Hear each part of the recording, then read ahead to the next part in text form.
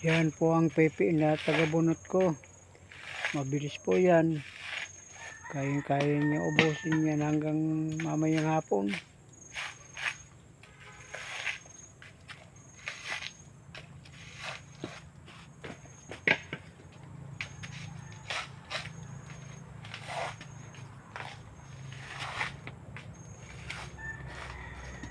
Yan po, nakasalang na.